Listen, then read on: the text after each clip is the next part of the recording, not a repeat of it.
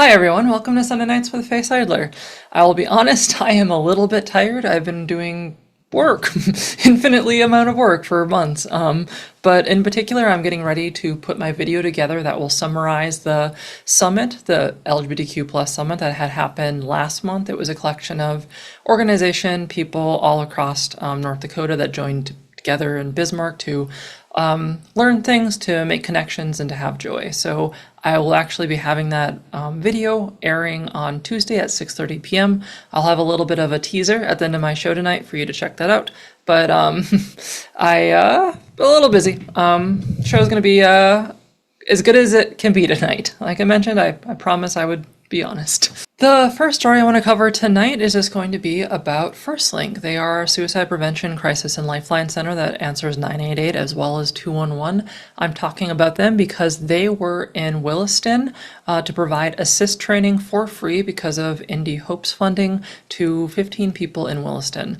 Assist suicide prevention training is a very high intense level of training. It's a 2-day course that will teach professionals typically how to best maneuver and help someone who might be going through suicide crisis. It tends to be a little more intensive, like you might be a case manager or a crisis interventionist of some kind, but 15 more people have access to helping anyone who's suffering from suicidal ideation or thinking about acting on it in Williston. It's always a good thing. I actually hosted a Thanks First Link campaign a few days ago just to appreciate all the tremendous work they do to keep people across our state safe. I think sometimes we expect people to do jobs, and so many of us, especially in the last week, have shared 988 messaging to give hope to people who are struggling right now. And I think we don't always look at the people who provide help.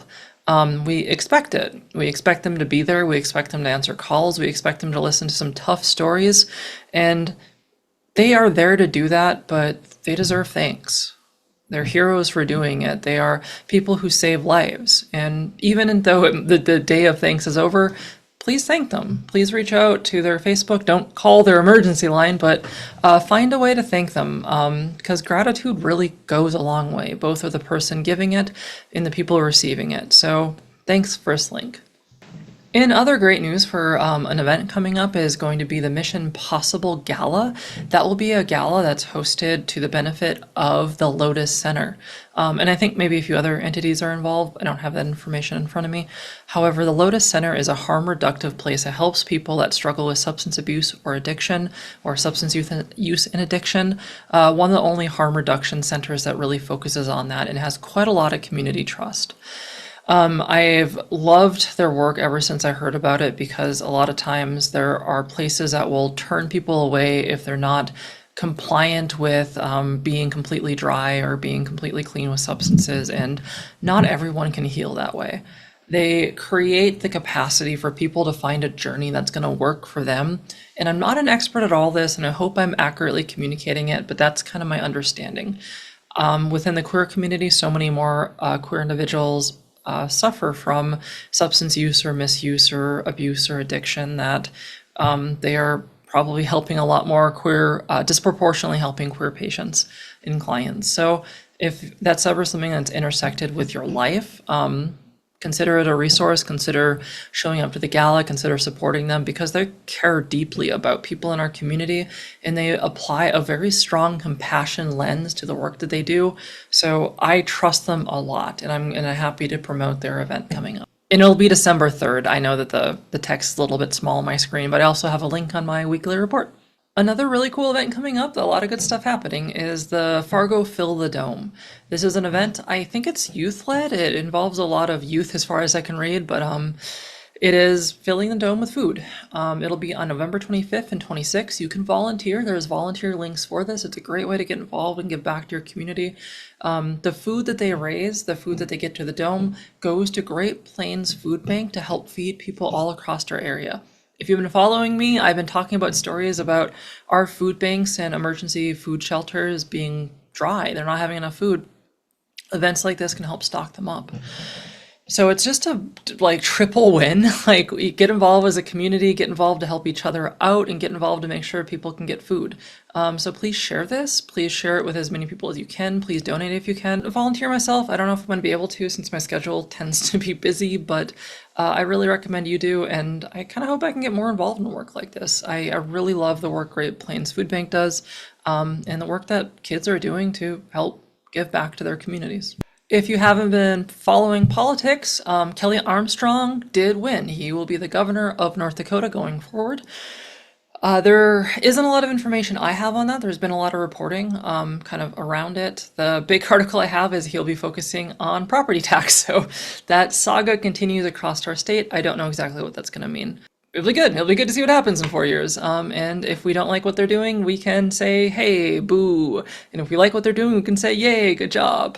That's kind of like how government works. Like, big ideas aside, that's just legitimately how life is. In some equity news, a lot of trans individuals world first.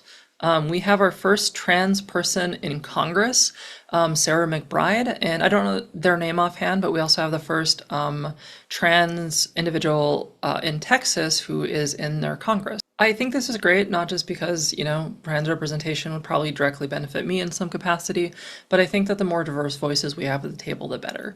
And I think when you reflect on all of the bills impacting trans people, the fact that so few trans folks were there to really give perspective on lived experiences to help inform people on exactly what they're voting for, it was a detriment. I think anytime that we have any sort of bill impacting target populations, if they're not at the table, what are we doing? So it's really good to have any kind of representation, and that's true across the board. I don't see a perfect future where any kind of person or any kind of party isn't at the table. I believe strongly in a representative democracy, but it does have to represent us. It does have to have a large representation of what our society looks like.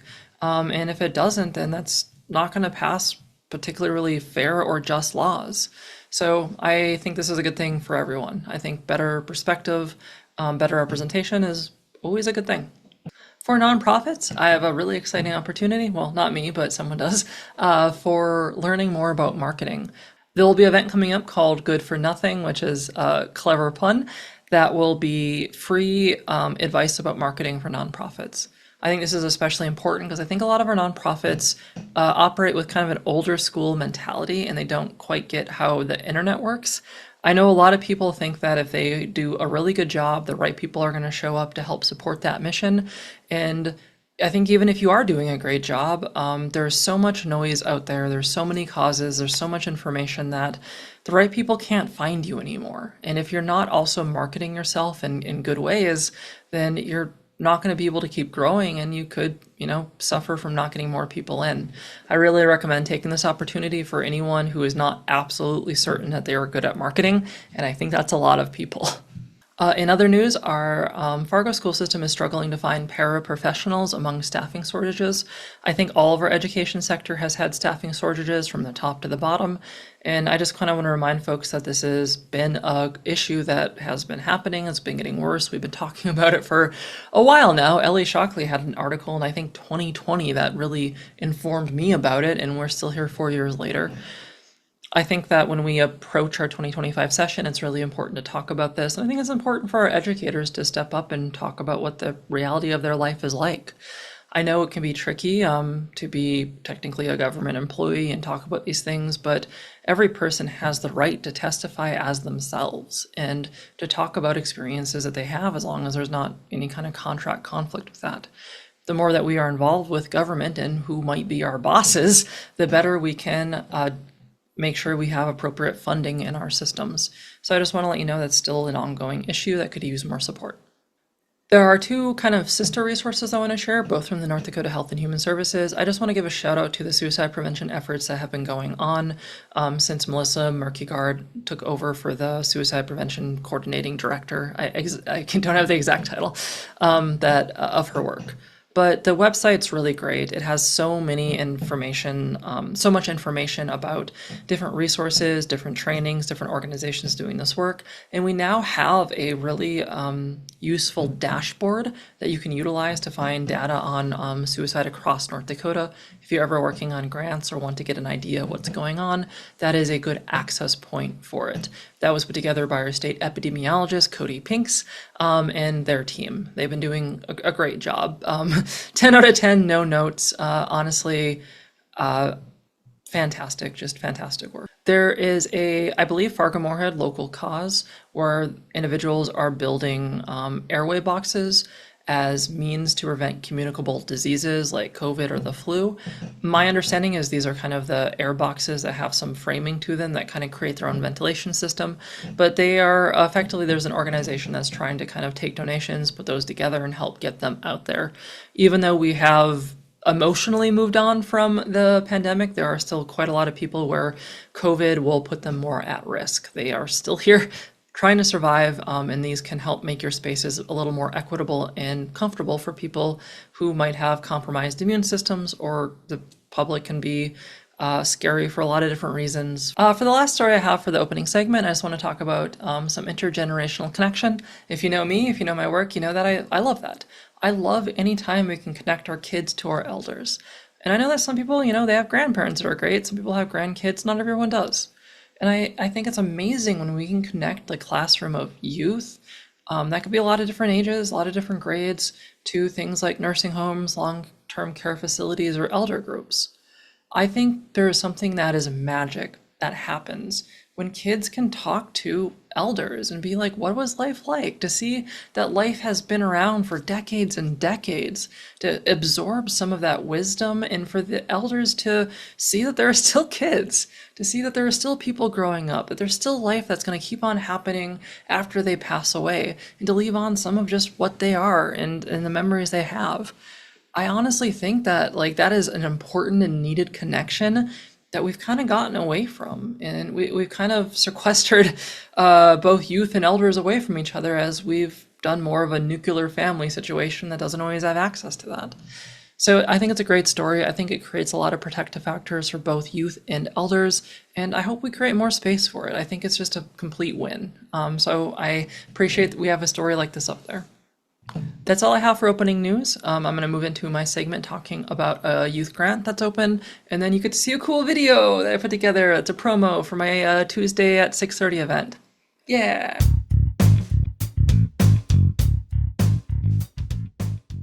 Well, I will be I will be your teacher today. My name is Miss Seidler. You can call me Miss Seidler, and you better, or you're going to go to detention. However, if you are a fellow teacher, if you lead a GSA, if you lead a youth group in the Red River Valley area, there is a micro grant being offered by the Red River Rainbow Seniors. I'm gonna have a little bit of graphic here for that. It's on my website, there's a link for it. It's a $250 grant that's gonna be going to youth groups that can help pay for an event like a bowling night. It could help pay for food for a couple of months, or depending on what kind of kids you have and how many kids, maybe a night, I don't know. But it's not like world changing, but it's enough to get something done. It's enough to get a little bit further. And I think the best part of this grant isn't just the money for it. It is the connection to the elders. I just talked about this. This is what I love. It's connecting our young adults to elders. In 2022, Trevor Project did research into our queer youth and how they're doing, and they asked them, what gives you hope? And one of the most common answers was older queer people.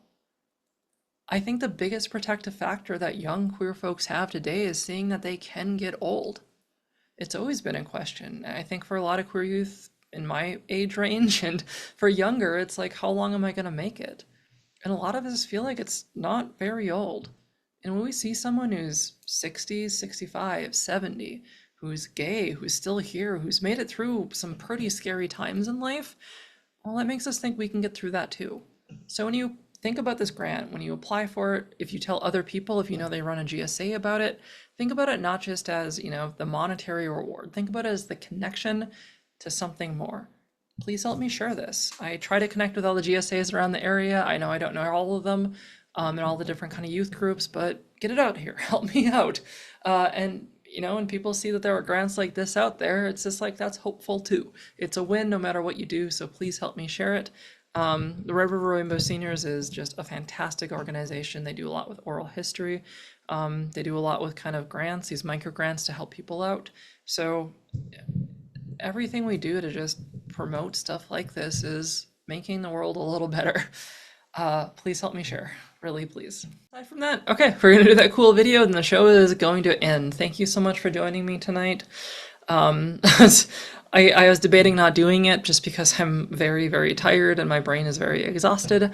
But I try to just keep on putting myself out there, keep on putting shows like this out there to let you know that I'm gonna be there.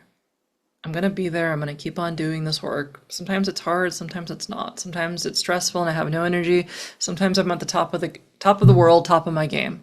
But I grew up with a lot of stability, and the reason I try to be such a stable anchor for people so they can depend on me, they know that I can put these shows out. I might miss one here or there because stuff's going on, but depend on me. I'm gonna be here as long as I can, and I hope that means next year and 10 years from now. And I want people to eventually get invested. Show up, see what I'm doing, share what I have, because everything I talk about, all the stuff I talked about tonight, is stuff you can share with people. Like, that's what I focus on when I talk about events, not just to like for you to be like, oh yes, quite interesting. I'll add that into my little repertoire of information in the booklet that I keep. Like, I do it so it's just like, oh, that could be really cool if I want to do this, or I could go volunteer with that, or this is an issue maybe it could be important to know about in the spaces I'm at. What makes me unique in the realm of giving you news is I curate it to being able to be active and make the world better. Some news is just matter of fact. Some news is just here's what's going on in our community. Some news is important for different industries, but for me, it's humans. My news is everything I see across North Dakota. What can I share that makes us more hopeful or gives us the tools to start to apply ourselves to our world? So I don't know. I just want to give that pitch before I get into the video, and then we're going to close. Thank you. Have a good night. We need people to get informed, get inspired, and get involved. So this is Get In.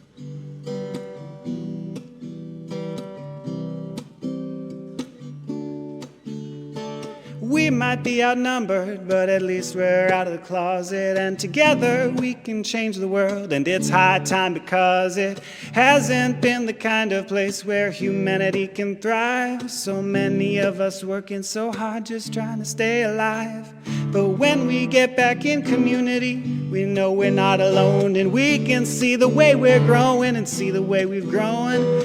We can do so much together, but they keep us divided. We don't realize that actually we're all on the same side. It is only when we get in and can reimagine what could be that we can share our vision for our shared humanity. When the world's overflowing with love, all the hate will be dissolved. And it happens when we all get informed, get inspired, get involved. Get in, get in, get in, get in. Get in, get in, get informed, and listen to the voices that you ain't heard. Get inspired to spread the love and spread the word. Get involved, pieces of puzzle that we haven't yet solved, but we can if we each get informed and get inspired, get involved. Get in, get in, get in, get in here, get in. Oh, the world's been playing dirty. None of our hands are clean, but we can create the kind of peace the world has never seen. From the wrongs that we've committed, we can finally be absolved. But all of us have got to get informed, get inspired, get involved. Get in, get in, get in here, get in, get informed. And listen to the voices that you ain't heard. Get inspired to spread the love and spread the word. Get involved, pieces of puzzle that we haven't yet solved, but we can if we each get informed, get inspired, get involved.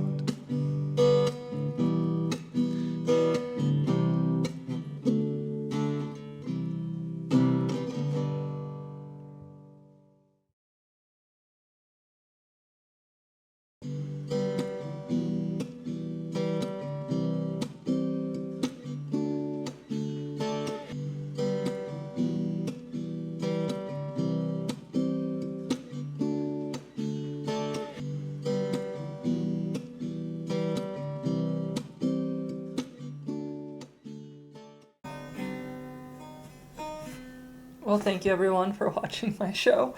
That's all I have for today. I hope you have a good rest of your week. I hope we see you back here next week. Just want to give some thank yous to all the folks here who contributed to the show, who made it all a great time and informed us about the cool stuff they're doing. He will be my outro probably for a while until I choose to change it. You all have a good day. Bye.